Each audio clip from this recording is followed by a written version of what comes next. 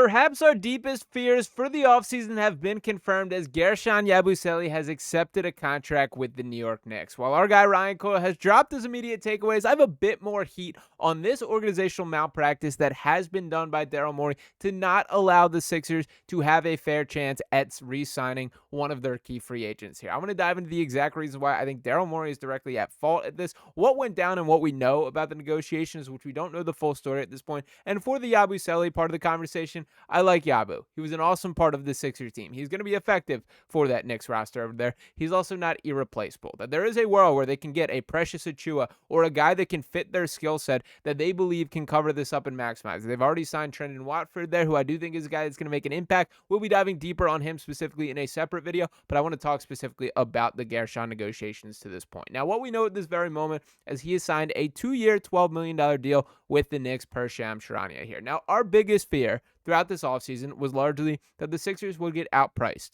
for Guerschon Yabusele, that he would sign a contract that the Sixers were incapable of offering. That is not what went down here in Philadelphia. The Sixers had every opportunity to sign Guerschon, and especially when looking around at the board, looking at all the moves the teams made, the San Antonio Spurs giving Luke Cornett a big contract, other teams eating into their cap space, not having the $14 million MLE to offer to him there, and it was looking pretty promising that this dude may be back, that at the worst, the Sixers had even seat at the table. But what happened? Well, I'm inclined to believe that they never made an offer to Guerschon Yabusele, and why do I say that here is Quentin Grimes is the priority. Now, to talk about Quentin Grimes specifically, before I connect these here, do want to talk a little bit about his market overall, and shout out to Jason Timberley, who does a nice job summing it up here. He says, Quentin Grimes /Sixers trend. The numbers. The max a team can currently offer Grimes is in an offer sheet is $14.1 million to non-taxpayers MLE. The Sixers can match any offer unless they hard cap themselves at the second apron. They hard cap themselves by either using their $5.6 million T MLE or aggregating the trade. And to dive in a little bit deeper on the numbers, you can see the ballpark of what Quentin Grimes is looking for. So the different scenarios that are available space for Grimes under the second apron. This is kind of a mute point at this, and these are valuable by Jason. I appreciate you for digging into the numbers here. But this is the reality of the situation to me. Quentin Grimes is waiting for money that is non-existent here. That you look across the league, and this was another guy that we sort of had those conversations of could they be priced out, and those options fell off the table. The Brooklyn Nets were really the only true team here. The Detroit Pistons sort of climbed in the mix after that the Malik Beasley situation, which by the way is looking worse and worse, that I think it's pretty certain we've seen Malik Beasley play his final NBA game, which is a huge bummer because I do think that is a guy that found a role in the league. I mean, he led the NBA in three-point makes throughout the regular season this year. He was great for that Pistons team, but obviously he got himself mixed up in something. But to keep it on Grimes here, we knew the Nets were no longer players when they traded for Michael Porter Jr., that they took on a significant amount of cap that came with that by trading away Cam Johnson, about an $18 million difference there, and ate away their options at offering Quentin Grimes. The Detroit Pistons have spent their money to this point. They gave Duncan Robinson a big contract. They've done a couple other little things in between. I like what the Pistons have done this offseason largely, but that brings us to the Sixers and Quentin Grimes. What are we waiting for, man? There is no $25 million year per deal waiting for you out there. There is not a team that is physically capable of offering it, so why is there not a name signed on the dotted lines for the Sixers? But this is what brings me a bit of a pause in the Quentin Grimes conversation, is who really is this guy? Because when we look at Grimes' stats, they tell an interesting story here. Obviously, he's been on 4 teams already in his young NBA career, just 25 years old. And you can see the stats with the Sixers, a bit of an outlier in this conversation. That, yes, he did average 21.9 points per game on a really bad Sixers game for 28 games there. But how much does that overshadow, or how much do we take that into account in comparison to the other stretches of his career? Now, I'm not saying this guy's a bad player by any means. He's been a legitimate starter for the Knicks, played very good minutes for them at the early parts of his career. Didn't really find his footing on either Detroit or ultimately in Dallas before he was traded pretty quickly. Didn't even play a game there, actually, there. He played 47 at the start of the season and then was flipped for the Sixers there. The bottom line being, who is this guy really? And that brings me to the Guerschon Yabusele point. It is fair to prioritize Quentin Grimes. I don't disagree with that I think this is a player with a premium skill set, a guy that certainly has a higher ceiling as a player, and we know that scoring pays the bills at the end of the day. For as much as appreciation as I have for Guerschon Yabusele and what he brought to the team this year, which for the record was 11 points per game, 5.6 rebounds, 2.1 assists, shot 50.1% from the field, 38% from three, just 29 years old at 6'8". He was very valuable to this Sixers team. So valuable, in fact, that I would put a boot up Quentin Grimes to to make sure he is signing that contract and give you a chance at retaining this guy. I don't understand what the holdup is with Quentin Grimes. And if the Sixers had got him to sign whatever agreement is in place, my guess at this point would probably be in that $15 million per year range, which Jason pointed out in that previous tweet that I pulled up here.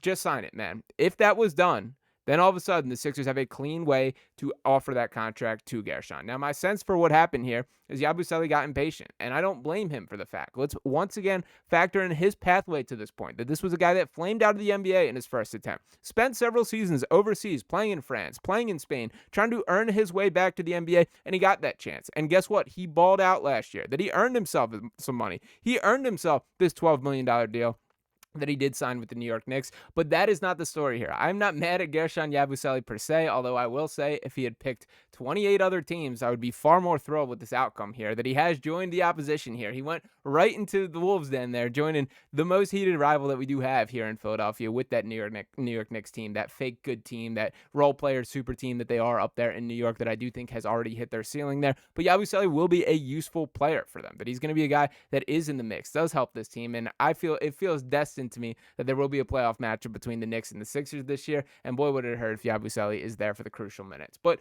when speaking about Yabusele in particular here, I wish the Sixers re-signed him.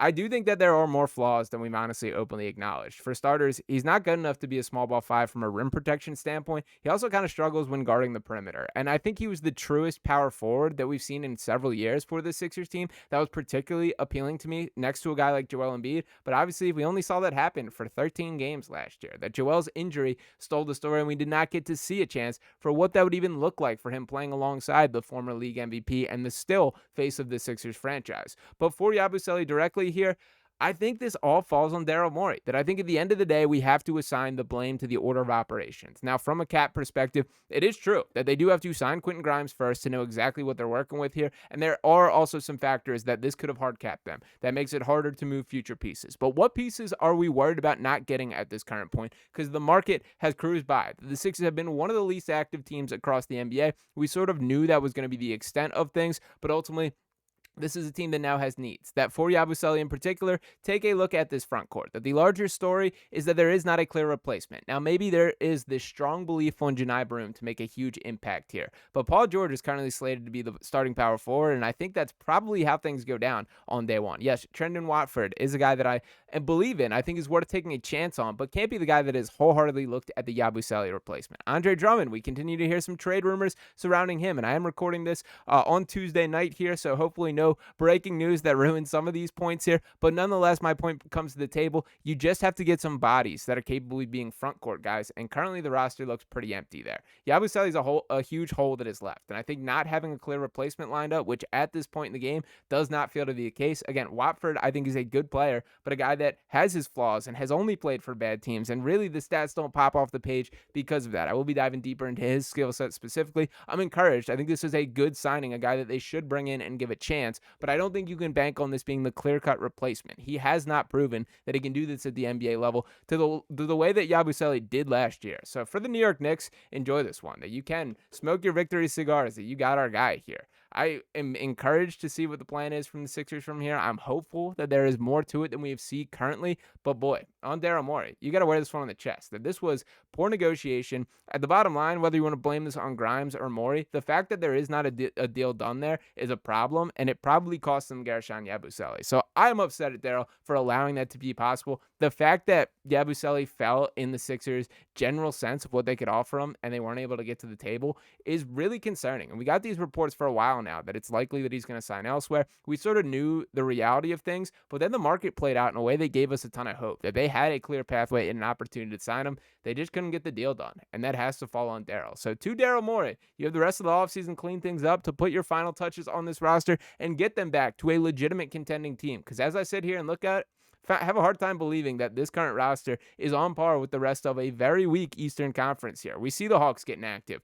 We see the Milwaukee Bucks trying desperately to convince Giannis Antetokounmpo that the window has not closed. We see teams even like the Miami Heat doing things. The Detroit Pistons moving in the right direction. There's a lot of teams being active in free agency, and the Sixers sitting on the sideline, allowing your biggest rival to sign really the biggest like potential up for grabs free agent that you did have. So this has to fall on Daryl. To Yabusele, you are unfortunately now an op. That this is a guy that I was ready to buy a jersey for wherever he went to. If he went to the Denver Nuggets, if he went to the San Antonio Spurs, I would have been a part-time Spurs fan rooting for this guy. But now it's the Knicks, man, and that one does sting a little bit extra. But I will be looking forward to sending Yabusele home in the playoffs. That is my expectation for the Sixers team. I'm back locked in. I'm back believing. And it is unfortunate that this is the way that things did go down. So let me know what you guys think about all that and how much blame do you assign to Daryl Morey? Because whether it's Yabu or Daryl Morey, I think we got to look at both of them in this situation. And Morey specifically, not giving a legitimate offer, not having a chance to sit at the table in that same regard, to me is a huge problem that needs to be addressed. So let me know what you guys think about all that. As always, appreciate you guys tuning in the videos here. Make sure you're hitting that subscribe button if you have not already. Drop a like on this video here. I'll be back talking to you next time right here on Sixers Digest. Peace.